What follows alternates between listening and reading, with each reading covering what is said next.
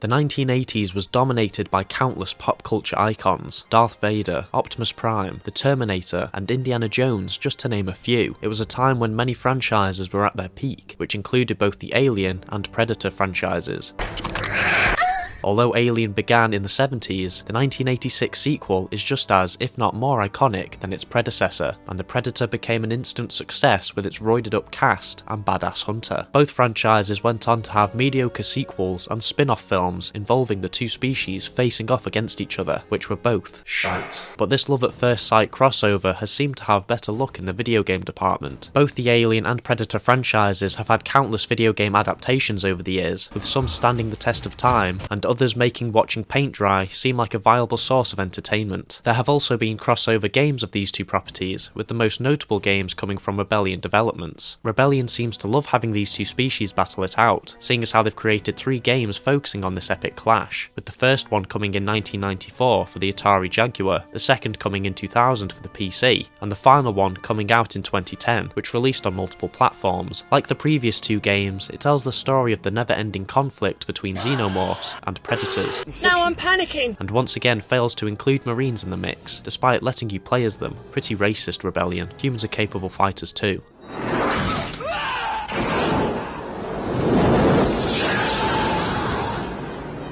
Aliens vs Predator, in my opinion, is a very underrated game. Is that me saying it's a great game? No. Though the game is fun, it is riddled with issues that keep it from being considered a great game. But that doesn't warrant a lot of the negative reviews online, except this one. This one is definitely warranted. If I had to describe this game in one word, it would be chaotic. It's incredibly fast-paced and pretty short in length, making it a short but sweet experience, full of different mechanics, fun combat, and orgasmic sound effects. The story of Alien vs Predator 2010 is pretty bare bones as expected, because it's only used as an excuse to have these 3 factions come together and fight. Plus, no one's given a shit about the story in any of these movies since Aliens, so who really cares? The totally real Wayland finds an ancient burial ground belonging to the Predators, and proceeds to unlock it, sending out an EMP that changes the fate of 3 completely different individuals. Like the game before it, AVP is split into 3 different campaigns, one focusing on Specimen 6, a xenomorph on a mission to create a new hive after escaping a research facility, a new blood predator getting ready for their first real hunt, and Rookie, a marine sent to generic planet with his fellow competent and skilled marines to destroy the Xeno infestation. All completely different, and yet all completely generic at the same time. In terms of personality, I mean. Gameplay wise, they couldn't be more different. Over the years, Rebellion Development has always tried to make the 3 factions feel as different and interesting as possible. The 2000s AVP did a pretty good job, and the 2010 game expands on the ideas brought into that game, with the movement and arsenal of each species offering up different gameplay styles. Guess I'll start off with the Alien because A comes first, or maybe I should class it as Xenomorph and do it last. Nah, fuck it, who cares? The alien we take control of is Specimen 6, who Wayland takes a liking to after 6 tries a crafty approach to try and escape. Like all other Xenomorphs, 6's main weapon is the environment itself. Sure, you can say that freaky mouth or tail are an alien's main form of attack, but without the environment, they're as good as dead. As 6, you can traverse walls and vents to close the distance between yourself and unsuspecting prey. Like Batman, darkness is your ally, so lying in wait while a marine or civilian obliviously walks beneath you is a go-to strategy to keep you from getting overwhelmed by too many eyes and ears, and turrets. If a particular spot is too bright, you can often fix this by destroying light sources, which is a must with harder hitting enemies. Movement and combat go hand in hand. While you do have to hide from time to time, you also have to correctly choose when to rush an enemy down before they can shoot you. The Xeno's 2 main abilities are the strike/heavy strike and tail whip. Certain enemies will often require you to combo these attacks, because they will often block and counter you, or you can just use the tail whip over and over again to stunlock an enemy. In true Alien fashion, however, stealth kills are the most satisfying, as creeping up on an enemy from behind lets you kill marines and androids in gruesome ways, and stealth killing a civilian allows you to harvest them, though you do have to be careful which ones to harvest, as some of them catch on to what you're trying to do.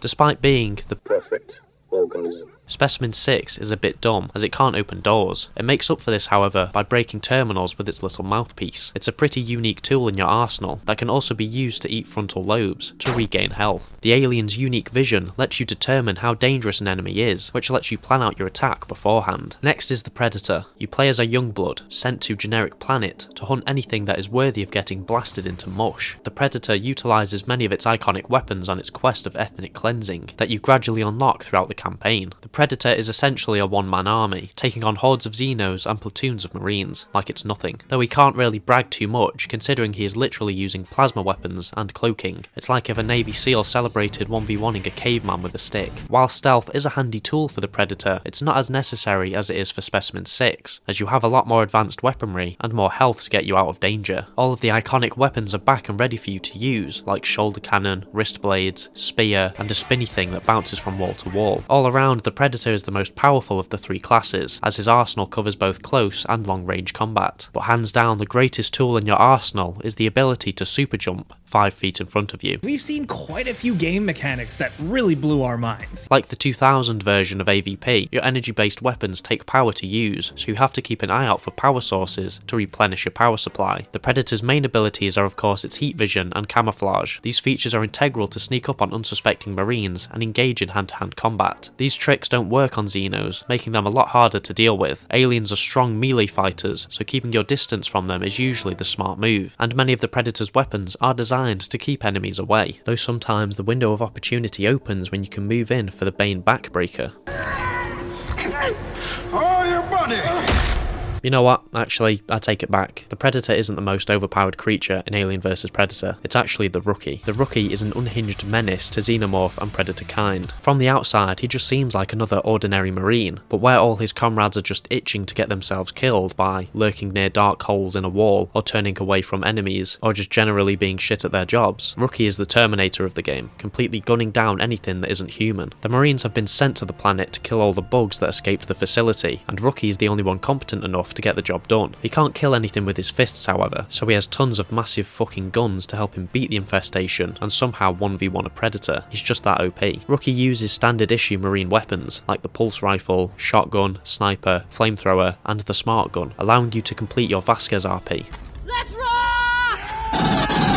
Rookie has no chance up close against enemies, so keeping your distance is key to your survival. I was a huge fan of the gunplay in this game, as the sound effects mixed with the sheer power of your weapons makes it so satisfying, especially when you get to see an alien explode from the sheer force of your bullets. Rookie hasn't got any fancy heat vision or Xeno gamer sense, so he instead has to rely on the most important part of his kit, the motion tracker. This bad boy gives you a rough estimate of where a nearby enemy is and how close it is to you, which never fails to make your bumhole clinch due to the sheer anxiety that horrible little sound brings with it. A thing that is great about the three campaigns is that they all focus on classic tropes from their respected movie counterparts. The Alien campaign feels very similar to the first Alien film in the sense that you are for the most part a lone alien, killing anything and everything that moves while skulking around in the darkness. The Predator campaign feels like the classic film, as you are an overpowered and feared hunter, cutting down foes with ease, and the Marine campaign perfectly captures the panic-inducing scenes from the sequel, as your back is often against the wall waiting for the menacing bleeping light to eventually make its way to you, before unloading hundreds of rounds on multiple aliens rushing your position. It's these great elements that make the game shine, and show that a lot of thought actually did go into the game. Despite the great mechanics, I kinda feel like the level design of the game lets it down. Each campaign has several levels for the player to complete, and almost all of them are incredibly predictable. Some of the environments work, but they never really stand out, and you can tell Rebellion clearly played it safe with the locations. You've got generic facility, mining platform, jungle ruins, and volcano. What makes it even more noticeable is that some locations crop up in each campaign, which combined with the game's already short runtime makes the game feel bare at times. The visual style overall is a bit iffy too. You know it's bad when the humans in the game are scarier than the Xenomorphs and Predators. No wonder Specimen 6 wanted to leave, just look at that ugly bastard. The visual style of the game could be better, but the sound design is fantastic. The sound effects from the Alien and Predator films are so iconic to the point where it should be a crime to leave any of them out. This element is what sells the power of your attacks and the fear factor of the game.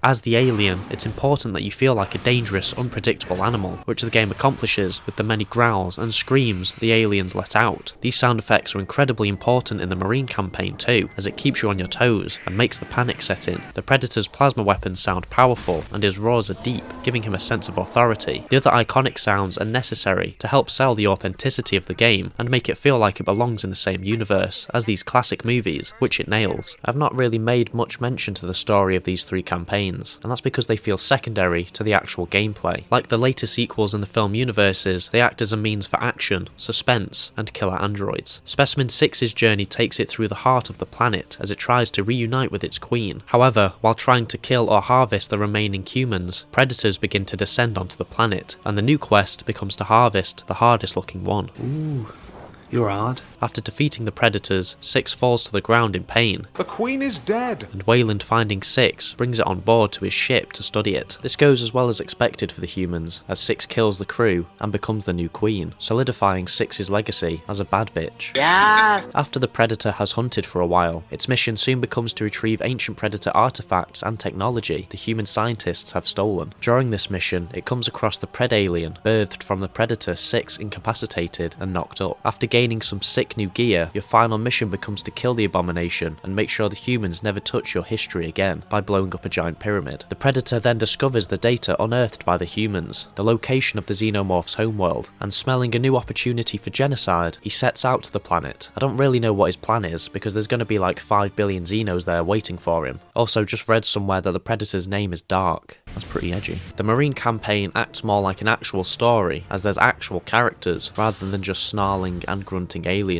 Rookie himself is mute, so powerful he doesn't even have to talk to intimidate his enemies. He leaves all his talking to his squad mate Tequila. She acts as Rookie's eye in the sky, looking out for him and telling him where to go. Rookie eventually runs into other Marines too, but like I said previously, they are just there to be put in body bags. Rookie then makes his way into the refinery, where he finds the Queen busy making a new hive. Rookie takes a disliking to this and burns her to death, which is what we saw in the Alien campaign. Tequila then boards a dropship to come get Rookie, but it's shot down by a disgruntled predator who's lost all his mates, and Rookie, guided by his new friend Catcher, has to track down Tequila inside of a newly made hive. Rookie does manage to find her, but it's revealed she's got a chest burster inside of her, so Rookie has to take Tequila to the Weyland-Yutani facility, where Catcher can perform an operation on her. Turns out Catcher is an android built by Weyland who disobeyed him. I will fuck the shit out of that robot, man. I'm not. So now he's pissed and switches off the facility, meaning Tequila has to be kept in stasis, and Rookie must go on a revenge mission to kill Weyland and steal his datapad in order to call his private dropship.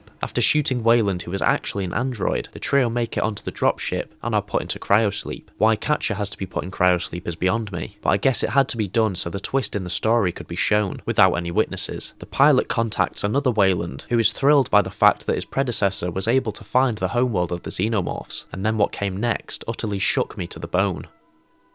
Nothing. Yep, the game ends on a cliffhanger, and after 13 years, it's safe to say we'll never get a conclusion to this story. But oh well, it works pretty well as its own thing. The game has other features like survival and multiplayer, but as expected, no one's playing multiplayer these days, and survival is pretty generic as a horde mode. But despite the game's flaws, it has a lot of charm, and you can tell Rebellion wanted to make a fun AVP experience, and one that was more accessible to a casual audience, more than that evil sanity drainer that was the 2000s version.